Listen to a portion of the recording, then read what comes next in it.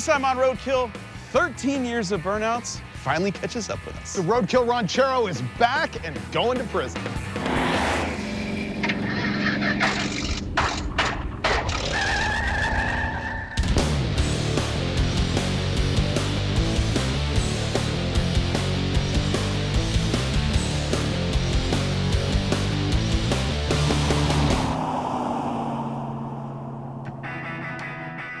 Where we are now is the secret stash of Motor Trend vehicles. At one time, there were 220 leftover cars in here from all the different shows. But here's the thing.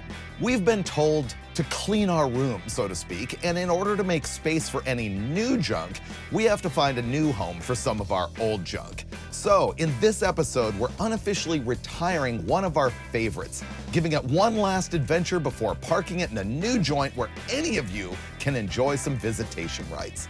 And the car that's getting its final road trip is the one that started it all. The Raunchero. The Raunchero is actually like our oldest car that you and I have worked on together on the show. Yeah. It's a '68 Ford Ranchero with a basic 302 that we've had for more than 13 years. This was our first road trip right here. It was. Yeah, if you don't know this story, which I think hardcore fans do, the very first episode that we ever shot was driving this car and we wanted to go to Alaska. And we ended up in the bottom of the Grand Canyon instead. Totally failed, didn't make it to Alaska. And at the time, we thought to ourselves, we can't fail on our very first episode. And so we didn't air it. We shot something else really fast. And then this car, the Raunchero, was the second one. Eventually, we did make it to Alaska with this car, which was really, I think, one of our greatest feats ever. Yes, absolutely. Yeah. If you are looking at the car and wondering, why is it all painted up like that? It's actually pretty faded now. When we first did it, it was all nice and fresh. It is a tribute to a car that Ack Miller and Ray Brock ran in the very first Mexican 1000, which is the race that became the Baja 1000. And they were racing for Hot Rod Magazine, and they won their class. And so I got this one and cloned it. But anyway, we're gonna hit the road on it again. We're in Gardena, California right now, and we're pointed to Montana. There. We have a little bit more than 1,100 miles to cover in just a few days. Sounds okay. Oil pressure. Does it have a brake pedal? Yeah. Yeah? All these cars sit for so long, we never know what to expect when we get back in them. Okay, let's drive to Montana. We have drive. Do you think we should have checked the tires for air? I think we should have checked oil, ATF, anything. We're doing this. We're out. Oh. It was too easy. So far easier than expected. Yeah. Wow, this is way above average for us. This is impressive. We talked a little about the history of this car, but I haven't told you specifically. It's a '68 Ford Ranchero. When we first put it together, it had a 363 cubic inch small block in it. It's now a 302. It has a Gearstar C4 in it. I remember when it used to have a really high stall converter, but I think we changed that. The rear end gear is 278. It's a Ford 8-inch with a highway gear in it. So we don't need overdrive in order to cruise. When we were going to Alaska, we totally cold prepped this thing. It's got Dynamat in the ceiling and in the floors. It had a killer heater, which is, I noticed, now disconnected for some reason. It's kind of a bummer because it still doesn't have a passenger glass. Yeah. That was a great scene when the glass broke. It really was. By this time, it was about 0 degrees out. I slammed the car door and the passenger side window exploded into like a billion pieces. You were quite annoyed with me at the time. I was. All I did was close the door. But it was funny. Yeah, this thing, the seat back and the seat bottom are completely blown out, and it's almost like the seat's reclined. It's kind of nice, actually. I can roll like this. All right, it's 4.5 miles to 605 North. Our next highway is 210. If you get off here at Irwindale, this is where Irwindale Drag Strip used to be, right where the brewery is here.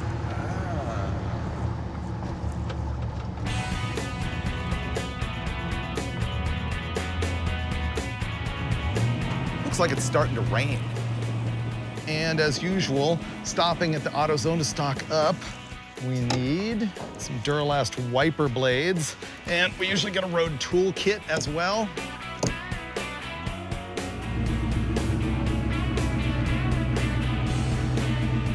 As a reminder, we're going to Montana, which involves cruising through places like Idaho, Utah.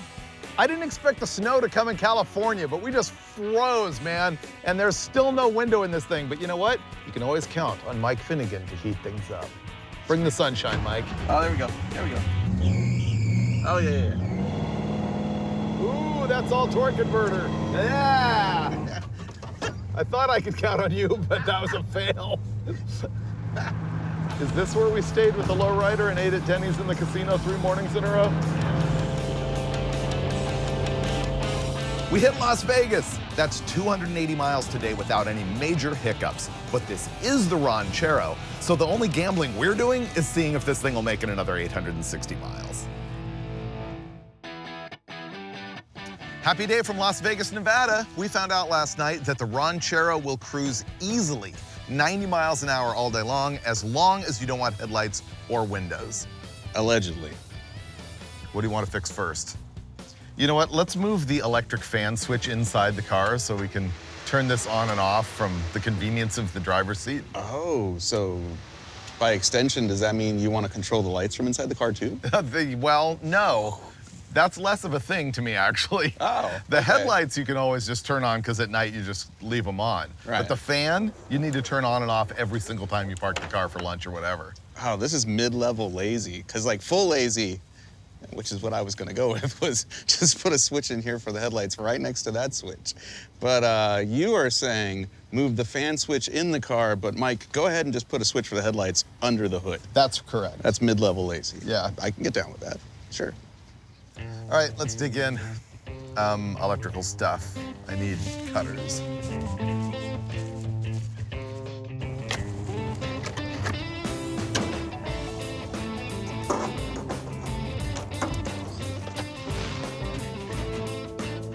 You ready, David? Try it. Engage fans. All right, super messy but functional.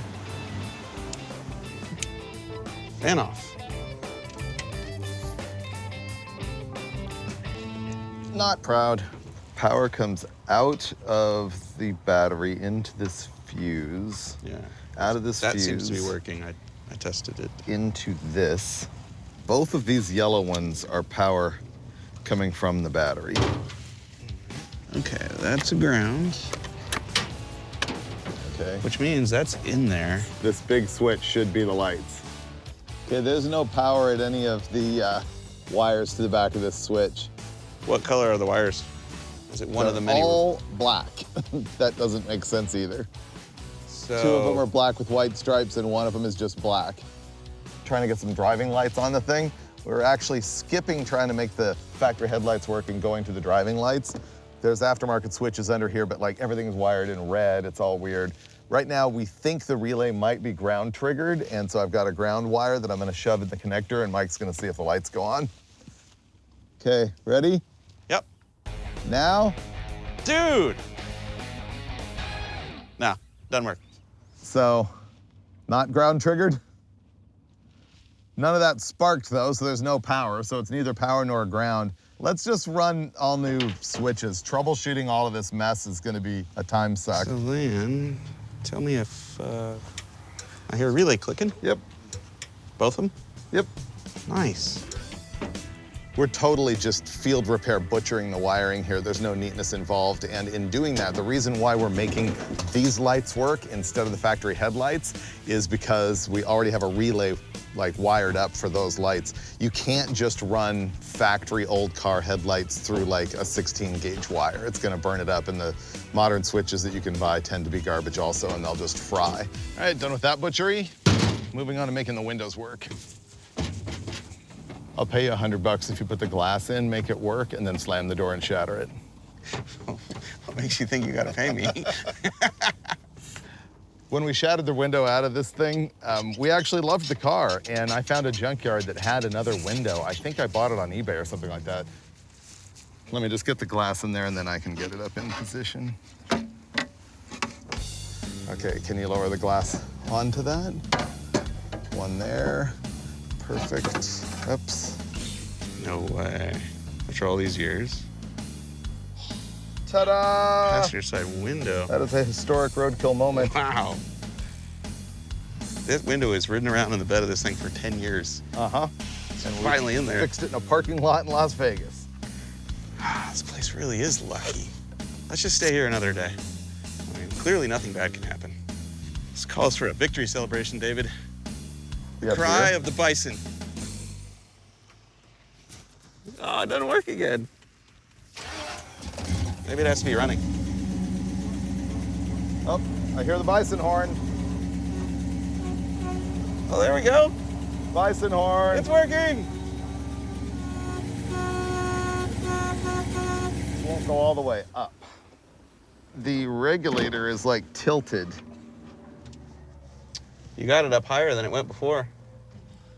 You're there, dude. Whoa, I thought it was gonna break. Would have been great. Turns out this window regulator is not everything we hoped that it would be. The front half of it doesn't really operate great, and I'm not gonna restore it here in the parking lot.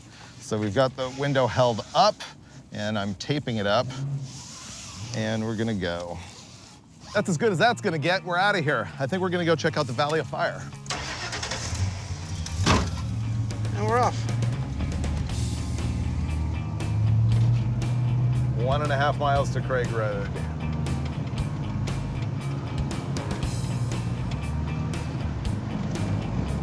We stay on this all the way to the Valley of Fire State Park exit.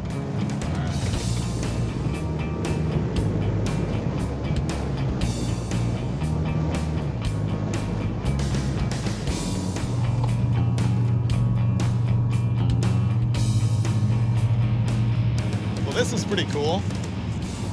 Valley of Fire State Park in Nevada, just outside Las Vegas. It's pretty similar to like the Moab area, but it's much craggier. It's petrified sandstone. That's called Valley of Fire because I'm sure when the sun gets low in the sky and the sunset really orange, the rocks look like fire. I bet it's incredible looking. You're right, like these rocks, similar color to Moab, Utah, but they're not as smooth. Right. I wonder why that is. Man, this is cool looking.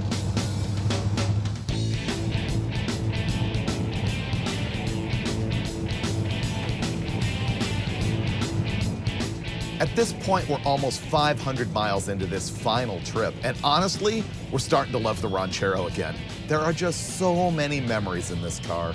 It's also been pretty reliable and pretty comfy by our standards, but that can always end at any minute. Welcome to Utah. Cedar City, Utah. Things have been going remarkably smoothly, so today I think we're gonna rough it up just a little bit, go back to our roots, and I found a private collection of 2,000 to 3,000 old cars. I like this person, whoever they are, So already. we're gonna check that out. You ready to drive again? Yeah.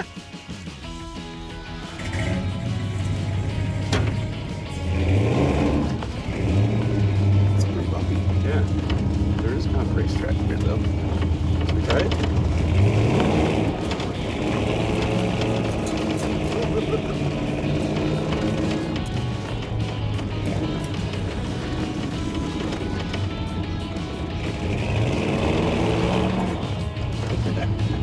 It slides good. We're gonna take 15 north for a while. This thing does cruise. It's deceptive. Most times I don't know how fast I'm going, and then I'm told I'm doing allegedly 95. Yeah.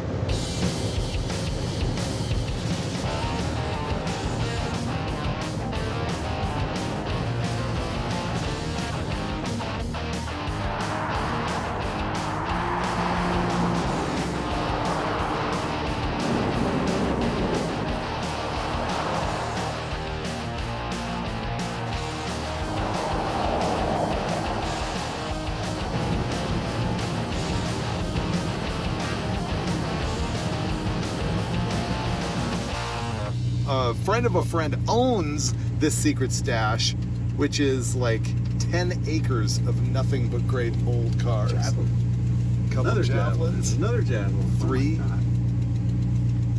This is a private collection, not a junkyard. It started in the 50s when this guy's dad ran a tow operation. He said, go off over that way to the left. And they just started stacking up old cars here, and they're still here. And because it's a private collection, it's not all parted out. You know, when I was a teenager going to pick your part, this is almost exactly what the inventory looked like. There's a lot of complete vehicles here. He said some of it might be for sale. Really? Ooh, wow. Datsun Z car. That's a 240Z. Yeah, because of the Datsun. Dude. This is the best yard ever. All right, I'm shopping now. Wow. I'm guessing that's in the not for sale pile. Never hurts to ask. There is a 69 Charger. How often do you see a 69 Charger sitting in any kind of wrecking yard anymore? There's two of them. Oh, there's another Challenger right there. Is it a blue one? Yep. There's a Maverick. Oh, and a Rabbit. I like the Maverick too. Look at that cop car. Yeah, A Castledale Police Grand Fury. Ooh, Gremlin. Yeah. I guarantee it does not have the fuel count. Let's look. Let's find out. And no, it does not. They never do. Look at that GTO. That is a GTO. All right, I'm gonna go look at the GTO. I'm gonna leave the fan on. We have been driving around this place a lot. There's so many great cars here. The thing that is like the mind blower is that everything is complete. There's so many cars that could be made to run and drive. Just right here, you got a 68 442 next to a Cutlass S, next to what I think is a 72 regular Cutlass. But I stopped because I wanted to walk over here and have a look at this GTO. This is a 68. So this is the first year that the GTO went to sort of this rounded body style, which ran from 68 to 72. And they had the Endura front bumper. See how the whole bumper is hard rubber? This one's deteriorating really badly. That, when it came out, was a really big deal. And they had an ad with a guy standing in a studio talking like super manly voice about their new 68 GTO. And he had a chrome crowbar and he whacks the front of the car right on the beak and nothing goes wrong. And they just talk about how great the thing is. And there's another commercial that's similar where there's a bunch of guys wearing Motor Trend lab coats and they're walking through trying to bash the bumper and they can't hurt it. Well, my father was the producer of those TV commercials and he still owns the Motor Trend lab coat and the chrome crowbar. Really? Yes. That's incredible. Yep, that almost means we have to take this home, right? For no other reason, dude. I don't know if I'm up for rescuing this. How about the Roadrunner? I don't need another Mopar, to tell you the truth. No, that's kind of hard to believe. However, we should probably go look at those two Chargers over there. It would be weird not to. It would be weird, and who knows? I might actually need one. Let's find out. I have a scheme for a GTO, which I think you will endorse. I haven't even heard it. Let's get it. I want to turn a GTO into a lowrider so I can call it the Scrapegoat. I'm not with you. Why not? I'm not with you. Why? Because I love lowriders, but not a GTO. Why? That's perfect for that. Well, I get the name. It's funny. I totally get it. And it'd be cool. I don't think I could build that car based solely on the great name. So stunning these days to see these cars in a yard. Wow. What we're looking at here is two 1969 Dodge Chargers. You must be aware the value of these has gone through the roof lately, and a 70 Dodge Challenger. Wow, the interior's still in this one. Yep. This has had a quarter panel put on it really poorly. Looks like I did that. You know what this is? This is junkyard gold. This is a neat car. This is a 1966 Chrysler 300. This thing is slick.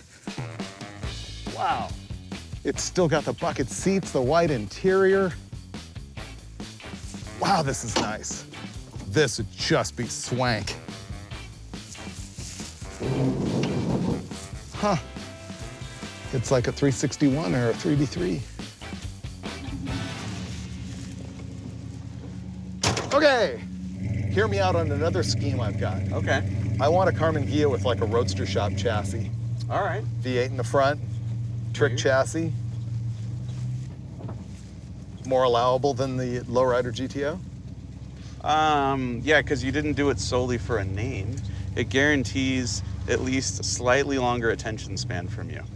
Well, we spent a couple hours driving around and walking around and seeing some pretty amazing cars here. There's a lot of good projects. I don't know if we're acquiring anything, at least not today, but you never know what could happen in the future as we drive past right now that 69 Charger that's really good.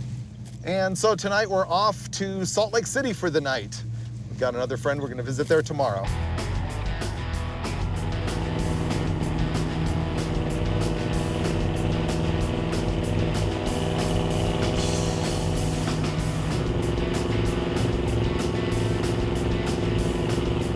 We just went over a mountain pass. It was 32 at the top.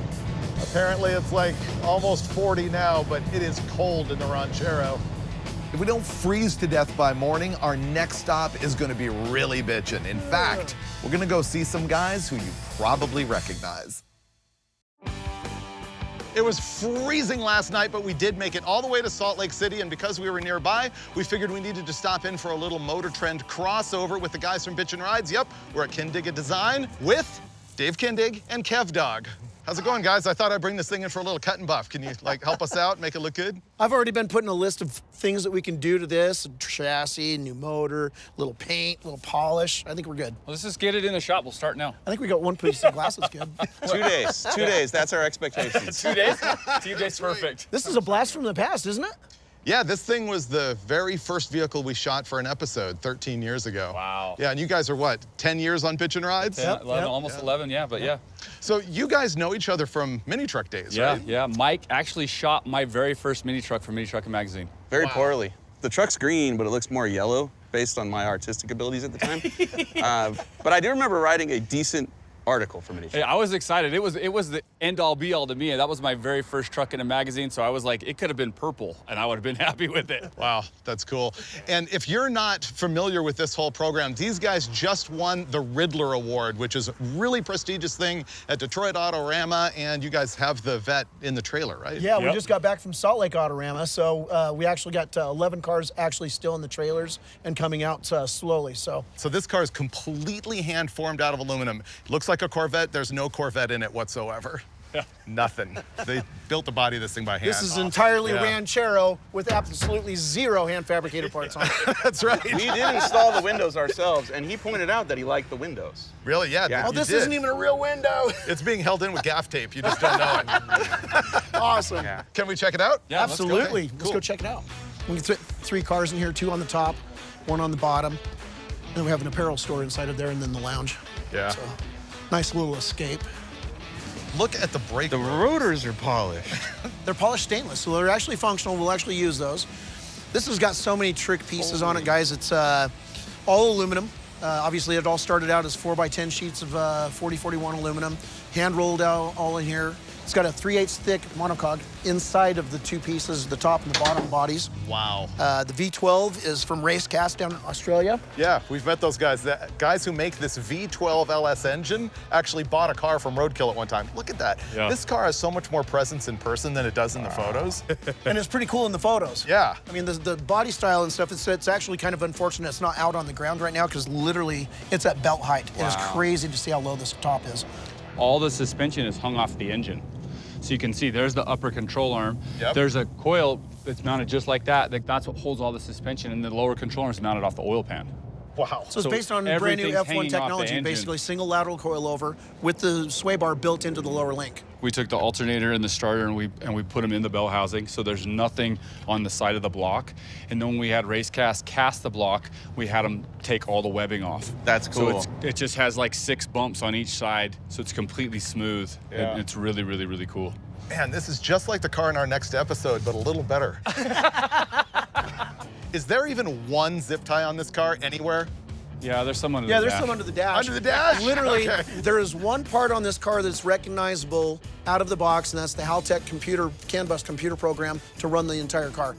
Everything else on the entire car has been custom built. The bottom of the car looks like a spaceship. It's just Yeah. really, really clean, trick. All of the hardware's triple square, polished stainless with EDM laser etching on the inside, so you can't see when you put a wrench in it that you've marred it or shined it up by putting compression on it. We spent a few minutes out here looking at the 12 Air, the Riddler winning car. I gotta tell you, it's stunning. You think of me as being like a roadkill hack, but I spent so many years as the editor of Hot Rod Magazine having to judge vehicles like this, and I'm telling you, I've got a deep appreciation for it, even though we make jokes about zip ties and stuff like that. This is impressive. We're gonna go inside next and watch how they do these things.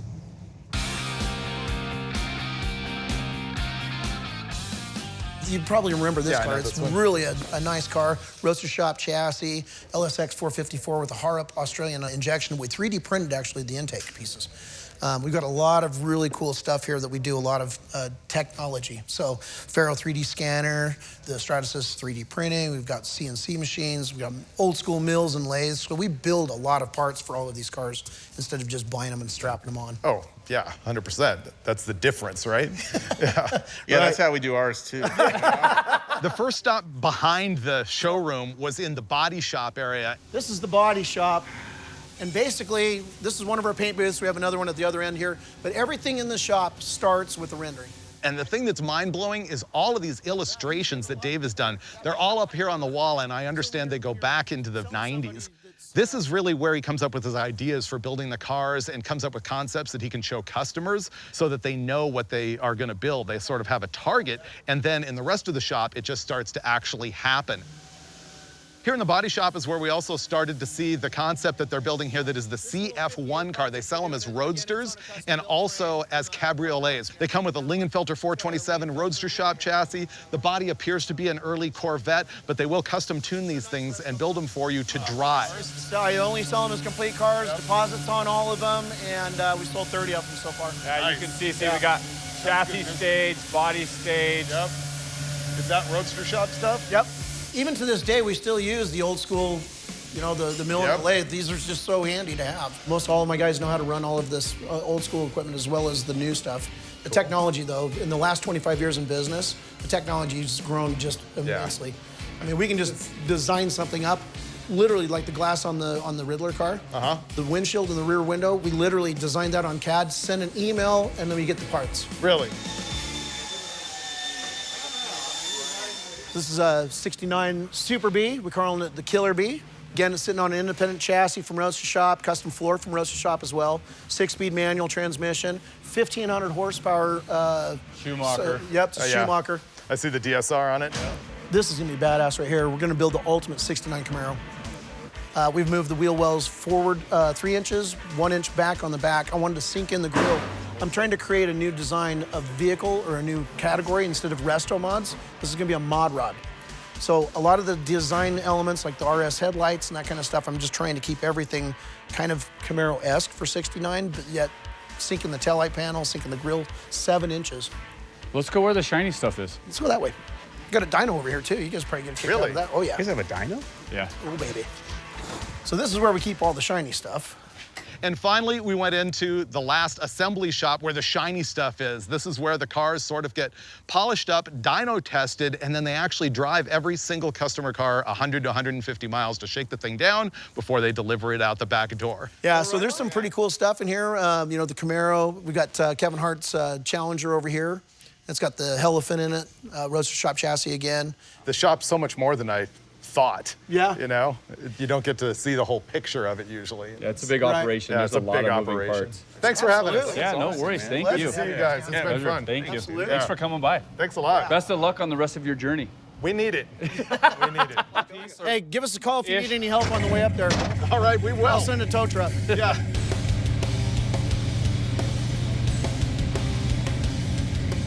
It's interesting. That's like total crossover of both ends of the Motor Trend spectrum. Bitch and rides, super high end. Those CF1s, I asked him, if I want to buy one, how much is it? Walking in the door, 450,000 bucks. Then there's us, where Buy high and sell low. and we have just garbage and we cobble stuff together, but it's all just the car world. We're headed north into Idaho now.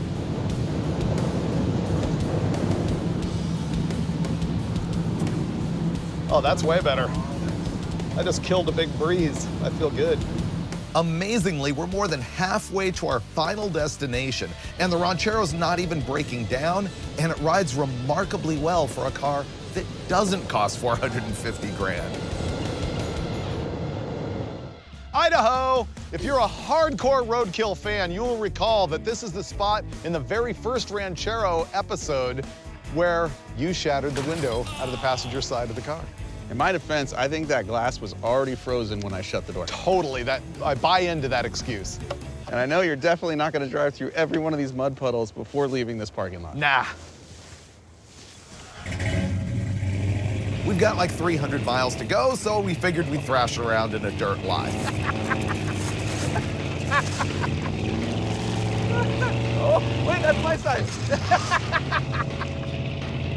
Wait, it's still my side. Hold on a second here. I said to Finnegan off camera, I know exactly what's gonna happen here. And it did. Oh, dude.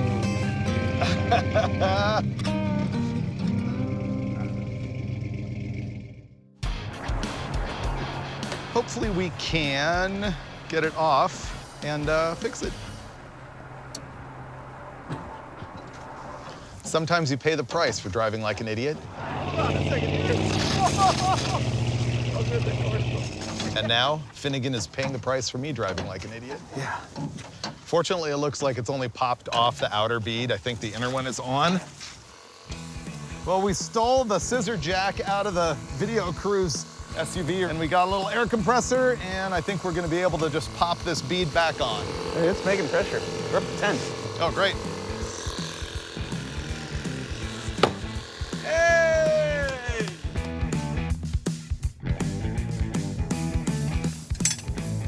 30. All right, let's go. Next stop, one of our favorite tourist destinations, an abandoned drag strip.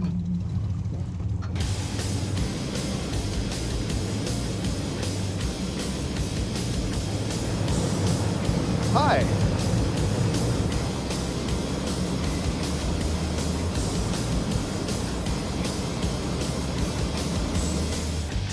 Well, we're rolling along here at the very end of the day near Pocatello, Idaho, and I found a little abandoned drag strip that I think that we can locate. I'm seeing it on my Google map view. It's off to our right here.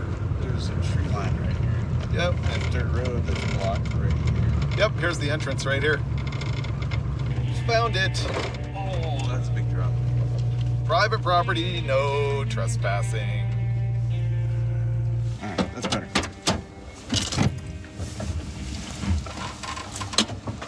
Well, it's the end of the day here and our first day in Idaho.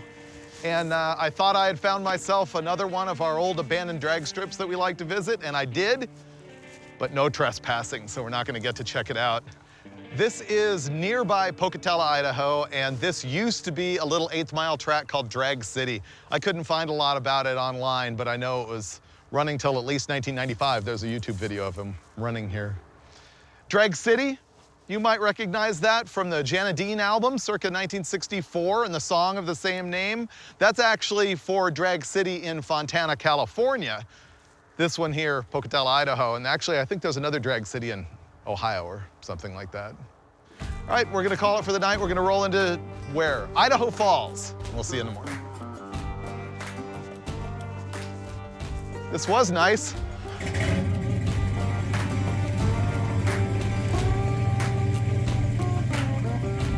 Tomorrow, we're down to our final 280 miles with the Raunchero. If there's any reason to get rid of this car at this point, it's that it's too good for us. But I promise, it's going to a better home.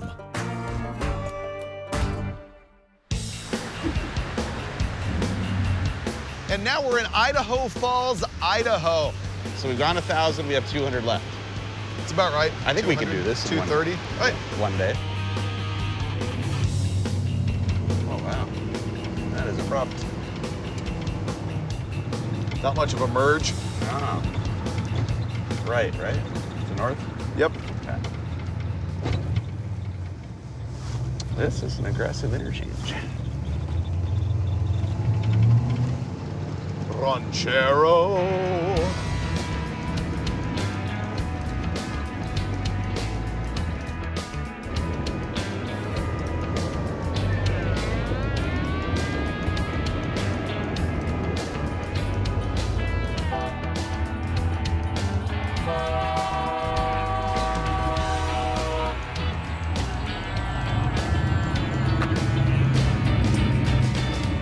We are cruising the back streets of Dillon, Montana, which appears to be an old place that mostly built up in the 1880s. Looks like a castle. It says a library. That's the library? The Andrus. That's cool looking. A couple of those buildings built out of that rock. There must be a local quarry that makes that kind of rock. That is cool. Beaverhead County Courthouse. Save the clock tower. Is that accurate? Does it work? Looks like 151. Let's see. It's correct. Nice. Their clock works. You know what that means? We can use that to go back in time because it still works.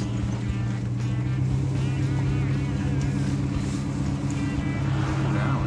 This looks like Main Street at Disneyland. Except this really happened.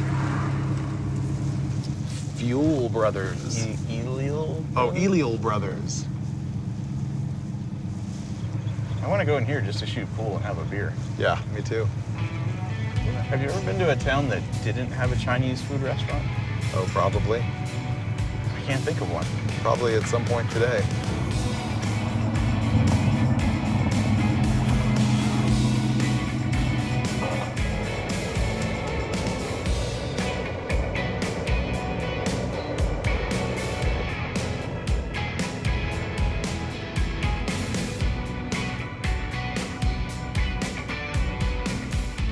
Old Montana Prison and Auto Museum. It is, in fact, a car museum inside a prison. How roadkill can you get? Oh, dude. This is awesome. Yeah. We could just leave it here on the lawn. We made it! 1,200 miles. Look at us. How perfect is this? Yes, it is a car museum inside a former state prison. Perfectly roadkill. 1,200 miles later. I can't wait to tour this place.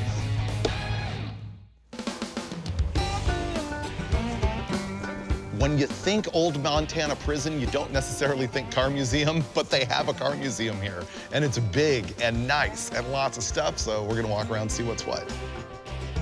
Unbelievable. I had no idea how much stuff they had here and good stuff. That's a lot of GTOs. Any CUDA? AAR CUDA. This car is identical, other than it's a 4-speed, to one that a friend of mine had in high school. I used to ride around. We used to like street race these all the time. Just normal for 19-year-olds back in the day. This looks like your car. But that is a 69 Super B, and mine's a 70. these are all owned by the same dude. The same guy who owned the AAR later owned a 4-speed 7340 Dart just like this. I think it had a vinyl top, but it was otherwise just like that. Was his name Sherm? No, Because that's Sherm's. this is Sherm's. This is also Sherm's Superbird. Sherm Anderson is a former Montana senator who's also a bigwig around here, and a lot of the cars in here belong to him. He's got an Eleanor. Mach 1, nice. Interesting, you don't often see the Mustang Grande in a museum. That's Sherm's too. This right here is my favorite of all the Mustangs. I've always wanted a Boss Mustang because when I was a kid, one of my neighbors had a Boss 429, and he said it was gonna be his kid someday, and I used to go back there all the time and just stare at this thing. Boss Mustangs, very cool. I kind of appreciate that a lot of these look like bone stockers, but if you notice, they all have bigger engines in them. I think Sherm likes big power. The interesting thing is that the 55, 6, 7 Fords aren't as hot in like the hot rodding marketplace because Chevy came out with the small block Chevy in 1955. And that engine became popular, and so that car became popular, and that's why we see them more as like hot rods today, and the Fords kind of aren't. That makes sense. Yeah. This is a pretty cool museum. They got a lot of stuff here. REO Speedwagon. It's not just a band. It's not just a band. Well, do you know what REO is? The REO Motor Car Company. Nope. What's REO and REO Speedwagon? I actually don't know. Ransom E. Olds, as in Oh, Oldsmobile. Oh. The more you know. Look, This is an electric car back when they figured out that that wasn't a good idea. How can you tell? Because it has light bulbs? It's a Detroit Electric. No, it says right here. Yep. Hey, it says it went 211 miles on a charge. So wait, this thing goes as far, if not maybe further than some new electric cars? That's what that says. Then, sometime before World War II, America's most famous and long-lived electric car quietly disappeared from the automotive scene. Someone probably got assassinated. This is all way, way better than our Roadkill car. But here's the thing. The Roadkill car now lives here at the museum. Yeah, we wanted you guys to be able to come see this. And my hope is that they don't wash it or restore it or fix the leaks, just right here. Ever since Roadkill took off, I've had viewers ask me if we could start a museum of some kind to show our finest work. Here's a step in that direction, as you can now see one of the cars that started our show by visiting the Old Montana Prison and Auto Museum Complex in Deer Lodge, Montana. I think it was kind of a goal to have one of our fantastic beaters alongside a bunch of megabuck restorations, so go there and ask to see it. Meanwhile, Finnegan and I are off building new cars and new memories, just like we do on every episode of Roadkill.